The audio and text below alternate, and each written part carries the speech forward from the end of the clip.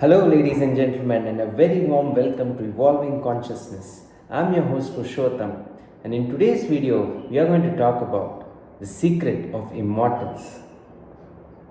We are going to understand and explore and unravel as to what makes these people so special. People who created a dent in the universe, people who made the impossible possible. What really happened with them? Were they God's chosen one? Or did they have certain qualities which we all can learn from and imbibe in our day to day life, which has the potential to create a paradigm shift in the way we function and in the results we ultimately achieve? So, today's video is an humble attempt to understand what is the number one reason and what are the related reasons to that number one reason as to what makes these people immortal. Now, when I talk about immortality, I don't mean it from a gross physical sense. I mean it from a standpoint of leaving a legacy, leaving a mark around the people you function or around the world in general. Right? Now, this need not necessarily mean that you will become famous, but this definitely will mean that you would have lived a life filled with impact, filled with value, filled with a sense of service to others. Ralph Waldo Emerson put it so well. He said that the purpose of life is not to live a happy life. The purpose of life is to live a useful life, a life filled with compassion, a life filled with love and service to humanity.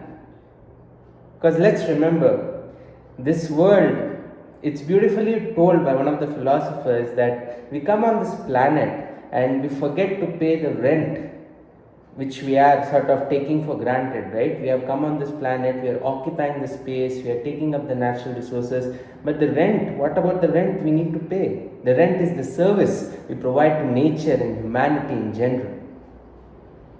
So, this video is not going to be about a philosophical concept, but this video is going to sort of dive deep into certain concepts of consciousness, quantum physics, and also it will go into history and take out examples of legends who brought about a mark in the history of humankind, and what were the narratives through which they functioned and what made them bend reality.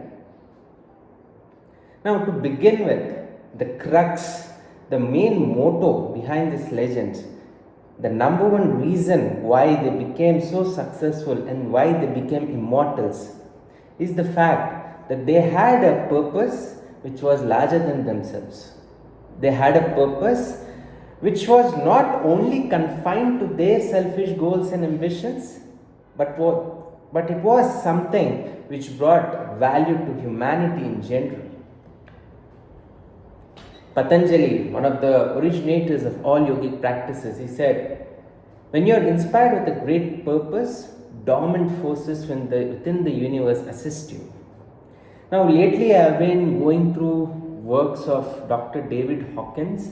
Now, for people who don't know who Dr. David Hawkins is one of those people who has been able to successfully bridge the worlds of quantum physics and spirituality.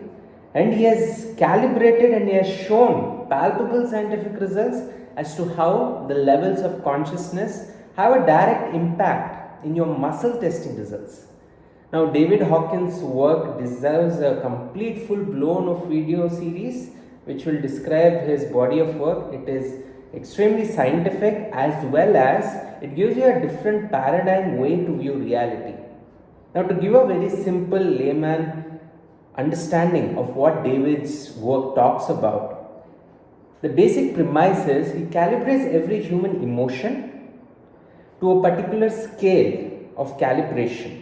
He particularly gives a numerical value which gives a particular muscle testing result, right? So there is like a whole scale of consciousness. The lower scale of consciousness is the emotions of guilt, shame, apathy, grief, fear, anger. And the way you move up, and the more you move up, you come to emotions of reason, willingness, acceptance, courage.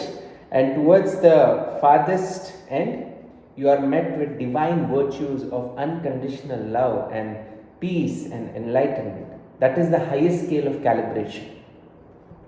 Now, David Hawkins' work is absolutely mind boggling because he has been able to successfully showcase palpable scientific evidence as to how every consciousness has an impact, has a global impact, right? Now, this can be very, for a skeptic, this might be something too difficult to digest, but I will humbly ask you to expose yourself to the work of Mr. Dr. David Hawkins with an open mind. Sure, you are free to criticize, but approach his work with an open mind and you will be amazed and appalled with the amount of scientific nuances which he has touched upon. Now, coming back to our main focus of this video. Now, one thing you'll notice, whether it's the great Mahatma Gandhi, Nelson Mandela, Abraham Lincoln, or whether it is the great person Abraham Lincoln, or whether it's the great Martin Luther King Jr., all these people of phenomenal relevance, they had a very important aspect. They had a purpose which was above themselves, right? And Dr. David Hawkins sort of says that the reason why these people were so successful in their endeavors is because they had power versus force. Now, Power versus Force is one of those introductory books by Dr. David Hawkins, which the whole world sort of gets a sort of a holistic view of his work from that particular book. It is an introductory book. If someone wants to start exploring David Hawkins' work, that would be the first go-to book to look at. Now, he says that power is something which comes from a sense of purpose, whereas force is coming from a sense of ego, is coming from a sense of satisfying the needs of ego, it's coming from a sense of approval, it's coming from a place where you need validation from what you're doing. But these leaders, they didn't need any validation, they didn't need any applause. They were doing something for a higher purpose, and that's why power calibrated in their consciousness. Now, this might seem philosophical, but actually this is groundbreaking science. Dr. David Hawkins' work is completely devoted to this branch of mapping consciousness with tangible results, right? And he has said that how the different legends of our history were calibrated at different levels of consciousness. So probably I think this much of information is enough for you to get some kind of, to incite interest on Dr. David Hawkins' works.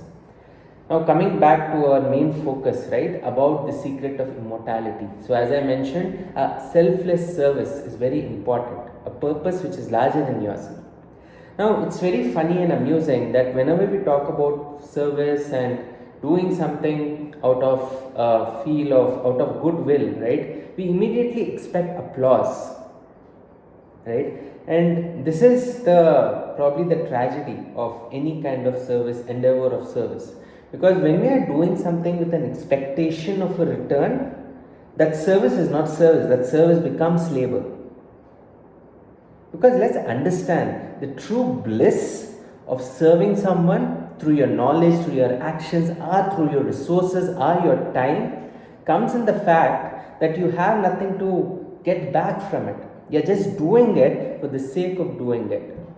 Mother Teresa put it so well. She said, not everyone is capable of doing great things, but doing small things with great love is also equally powerful, right? Do small things with great love, without any expectation in return. That is true bliss. Lately I was I was hearing to a podcast by a extremely spiritually accomplished monk, and he said something which really sort of brought about the eureka moment in my own mind. He said, if you observe, most of us feel good when we are serving unconditionally. The reason we are doing that, the reason we feel good when we serve unconditionally is because of the fact that the nature of our consciousness is to serve, is to give, right? And giving without a sense of return, that is pure bliss, that is true bliss. Now, the reason why this was brought about is There are certain things in our consciousness which we don't really understand why we feel good about certain things, but there is a lot of science behind it. There is a science of consciousness. There is a science of how our consciousness operates and what are the different levels through which we need to rise, right?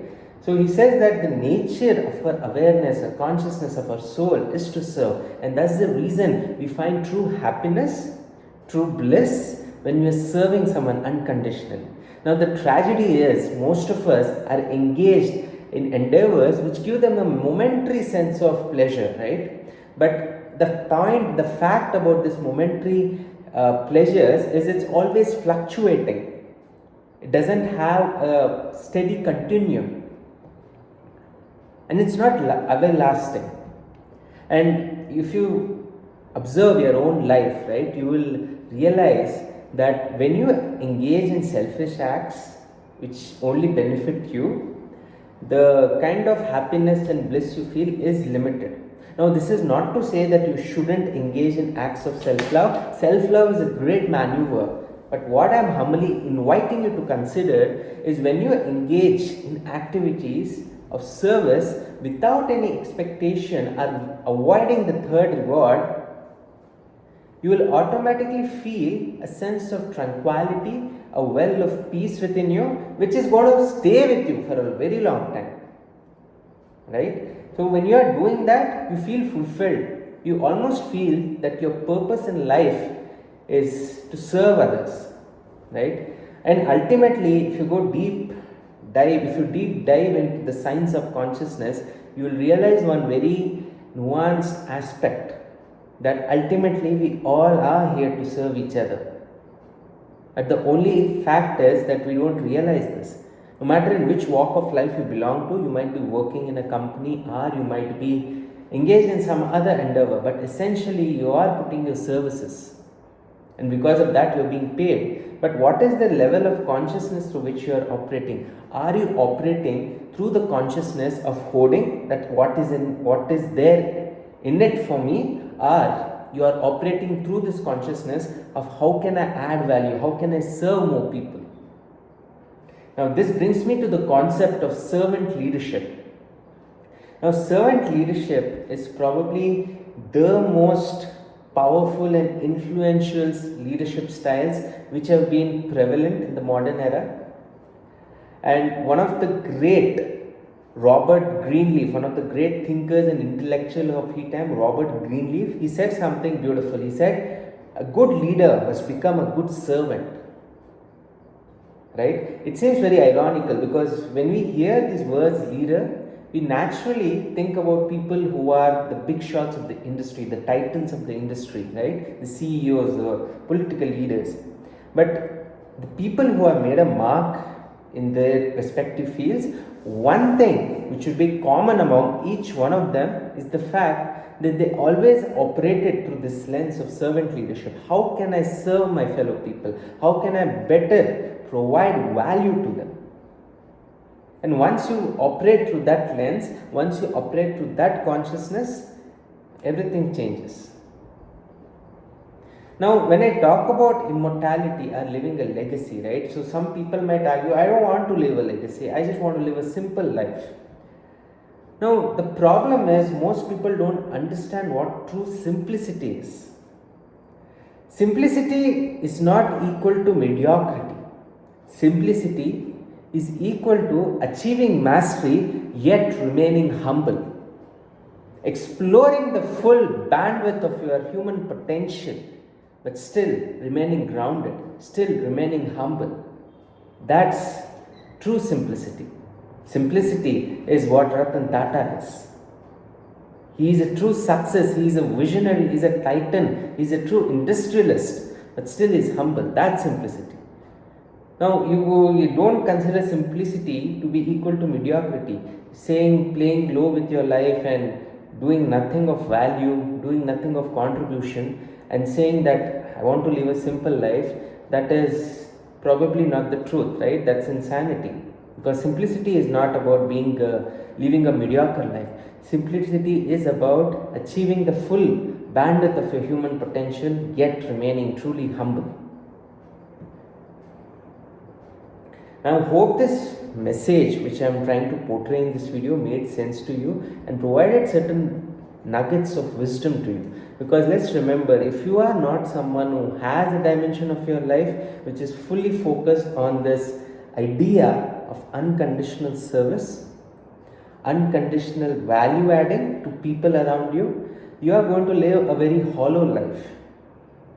Your life is only going to be dependent on the things you acquire, right? What are the things, what are the gadgets you acquire, what are the achievements you acquire, what are the things you post. There is nothing wrong with it.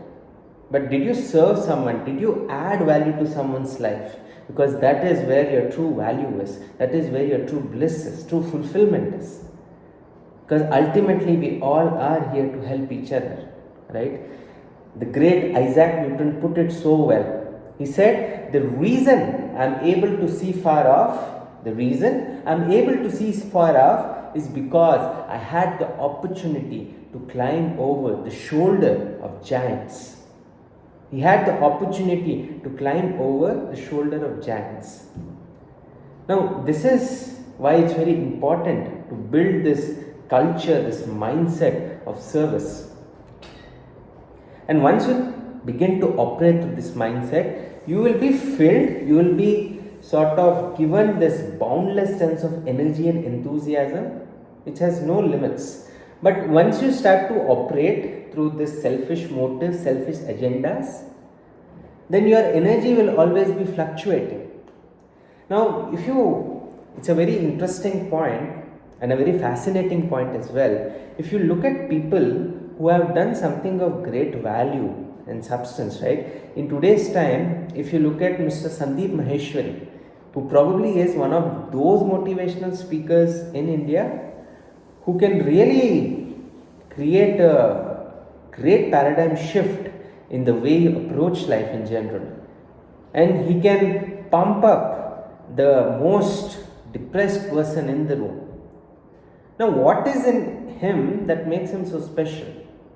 Probably some of you know, but for those who don't, he doesn't charge, he doesn't monetize his YouTube channel. His YouTube channel has grown phenomenally. I think it has more than 1 crore subscribers. And if he ons the monetization button, he'll be earning in millions and crores per year.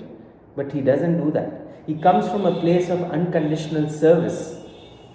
And that's the reason why you have a boundless reservoir of energy. The reason why these people have boundless sense of energy is because they are not dependent on outside input. Because today you might like Sandeep Maheshwari and tomorrow you might not like him, you might despise him. But does that despise or does that critical comment on that person affect him in any way? No, it doesn't. Because his motivation is not from outside, his motivation is from inside. And this is the secret for all immortal legends.